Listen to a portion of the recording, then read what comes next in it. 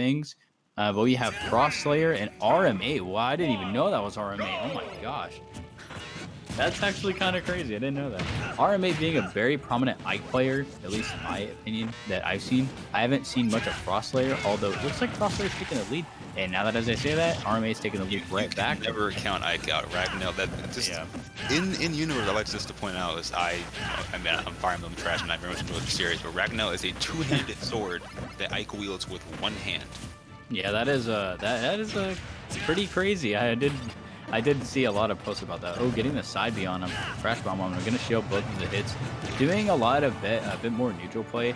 Rm8 getting a lot of reads on with this nair, how big it is. This just reminds me of Cloud Nair from Smash 4. It's very scary PTSD coming out right there, but you know, FrostSlayer doing that nair was, I guess, slightly new. Well, I guess you say it's a slight nerve that you can't confirm into everything like it used to. Ooh, that nair up air doing it. That is gonna do it for that stock. FrostSlayer actually holding up a bit more in the game, it seems like, than the other sets that we've seen. At least when they're facing their opponents, this is a bit more of a heavy dose of action in this set between these two players due to the matchup. And it could be anyone. It could even be, you know, two Jigglypuffs, and there could still be a lot of action depending on the players. But while getting that nice combo, the nice string into that dash attack from Rm8. Trying to go for an air. Up airs here, you see. Yeah, that was a nice read. Yeah. Oh my, another read on the F smash. Yeah, MegaMan F smash at the ledge is something to be really scared of, because if you let your trigger go, man, that's it for you. You can read your jump, read your roll, read your get up attack, read your everything. It can be pretty insane. But both stocks tied to 2, although Rm8 has a 80% lead, 87% actually. Wow. Oh, the dash attack almost gonna do it. Just mistimed on the eruption there.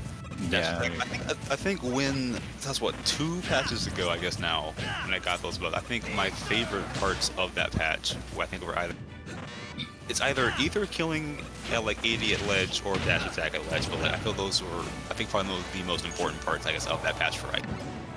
Yeah, for sure. Not only that, but he also has I think a bit more nair confirms. I don't know. I think nair got buffed. Am I wrong about that? It's like technically a nerf is like you can't like completely like, you know, just nair loop in. Like you could, you know, I guess pre-patch and just getting a Smash Ultimate, but like yeah. It's like they took the utility of nair and spread it out for the rest of the kit. I think probably the biggest part of that. I'm gonna say it's ether. It's ether having armor, you know, and being able to do what it does. Like that's going to kill. Like it wouldn't have killed 2 patches ago. Yeah, that up B is really good at killing. I also like the fact that he actually picked up the metal blade and Z dropped back air on the shield. That was really nice by Adderall. Rm8, excuse me. That was a really good play by him. Whipping the grab, again, grab out of shield in this game is something that's actually really doo-doo. It's not really good in this game. Unless you're playing someone like Palatini who has just a grab range of melee Marth, you know, then it's just, you know, it's just insane. You know, especially coming from Smash 4, where, try to get the air dodge read into the grab, but it was a bit too fast on it. Sometimes you gotta play a bit slow to be a bit fast, if you know what I'm saying. Rm8 gonna side B into that back air. He's actually getting read a lot. He should probably not be side Bing on stage. It's a very, it can be a mix-up as well as a very good. Wow! Oh my! Rm8. That was a dodge in that out smash. If he got hit by that, he would have had the stock taken. He probably would have been in a way worse position coming to start out versus MegaMan, because MegaMan has really good combos at low percents. And that up throw into up air is gonna almost take the stock and take the game. Not just but maybe a couple more percent. Oh, that was a nice stock by. Was that back here? So like we're tied up stock wise here though, almost at 100% on MegaMan. That's almost at a 100% deficit right now. If I'm Rm8, I'm just gonna wait for my opportunities. It's gonna come. Yeah, it's definitely gonna come. Ledge, built into one dash attack, anything here. He's gotta play smart and play safe here. Yeah, he knows Rm8's gonna look for that nair into that read and try to even get nair up air or something like that, or into an air dodge like he did just there. But FrostSlayer had to be playing a bit more patient. Up throw, up air, not gonna do it at that percent, but FrostSlayer being really good at these reads, actually getting a lot of the catching that Adderall is doing on stage. Like I said, it's a very good it can be a good habit to throw off your opponent if your opponent isn't aware of the Ike matchup, but it can also be a very bad one especially if you're not meaning to do it on the ledge. That was a nice parry, although not getting the punish on that. Probably should have went for a grab, but thought he can get the forward air off the parry. And actually, FrostSlayer is actually kind of bringing this back. 80%, but anything can happen with Ike. Ike is a very scary character. Watching out for that shield, probably should stay back. And actually pressuring shield a bit more to Rm8's side as well, having his shield be quite a bit small. And gonna get that nair, but not gonna get any kills or any hits off of it. Putting him in a bad spot, leading. I was gonna say FrostSlayer is doing a very good job of racking up the percentage here, kind of taking his time. You know, he's trying to call out all the aggressive options there for Rm8 there, but just nice little F tilt there, and racking up a very heavy sword and a very big hitbox, and that's gonna take it here. Although, good showing the both players here, and I'm just to run it back here. As I was very much enjoying the play from both players, especially I think FrostSlayer did a lot of like turnaround Metal Blade, right? Yeah, that was really nice by FrostSlayer, doing a really good job against Ike. Ike being a very prominent player, especially with that huge nair hitbox, comboing in almost everything he has, and being a very prominent kill tool in his kit. That relates to combo into kills. I do think that they should probably go to a bigger stage. Maybe PS2 might work better out for FrostSlayer to try to get more reads on Rm8's side Bs and things like that to try to avoid a lot of small space that Final Destination has, because while Final Destination is a flat stage and there's no platforms for Ike to run to or to confirm off of, PS2 is definitely a bigger stage for those characters to go, and I think it could be going to that. I could be wrong, but let's go ahead and see. Let's take a look.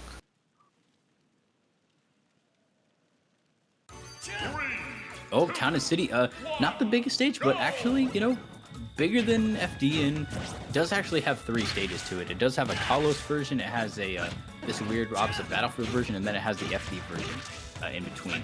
Looking for a lot of those nairs, getting a back air, retreating the ledge with the air dodge, doing a lot more metal blade back, being a little bit impatient as Rm8 is just smothering all over FrostSlayer right now.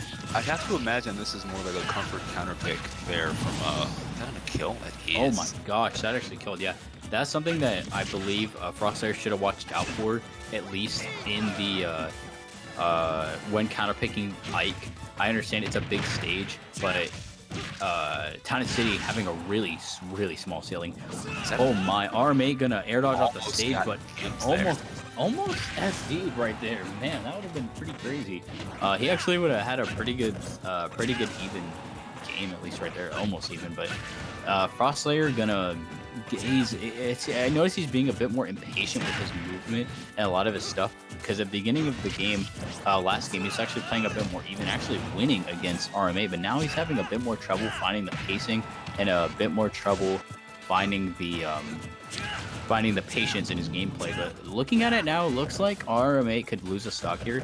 Definitely to how FrostSlayer is playing. He's actually playing a bit more weird on his shield. He's actually pressuring a lot more relief shield and actually almost bringing his shield down a small, almost breaking it right now. Trying to get the shield poke there. Yeah, trying to get the shield poke, trying to kill Ike as early as possible. That's something that could be good. Probably is looking for a nice back air at a shield. Probably should have gone for up smash to put him in a bad landing spot. But looking at he forced him to go high because of the S smash. If he held it any longer, he would have got hit. Oh, that's not gonna come out. That side B actually having almost no lag on landing. That is actually crazy. Well, that up smash gonna take it. Yeah, that ceiling is small. That's gonna take it. Nice job. Stocks tied up, although the percents are not. 137.5 to 0.0. Rm8 doing a fantastic job right there. Yeah, FrostSlayer actually doing a pretty good job of at least bringing getting some extra credit before the stock is actually taken. Nice back air shield. That was a clutch appearance there by Roll. Yeah, that was a weird dash grab. Probably didn't mean to grab. Probably meant to run and shield, but that was a nice evasion because he noticed that side B does not have almost any lag on it. Knowing that I could just up B out of it. That nair actually almost gonna kill, but not quite. Up being on the platform, very nice.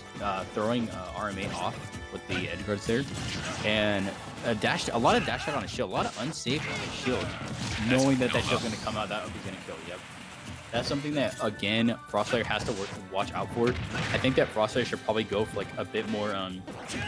Should probably dash back a little bit longer and even hold F smash just for a little longer, because hey, who knows? Rm8 could let go of shield. He can get hit by. He can actually die from it if he plays himself right and he works on all those habits. But FrostSlayer doing a better job of actually evading a lot of attacks. Kind of throwing out these F smashes, not really doing a too good job of evading Ike's attacks any longer, as I stated. Getting a lot of getting nared and getting up thrown like that. Up to forward are gonna do it. Whoa! And that forward are gonna take the game. Oh my, that is an option there from Rm8, to get the what was it, up throw into forward air into off stage forward air. Yeah, he knew he was gonna go for it because of the way the stocks and the percent where he's like, even if I go for this, I know I'm gonna win because I have Nair and I have a lot of options to stuff out Mega Man's approach options because of how big his sword is and how big his disjoints are. But he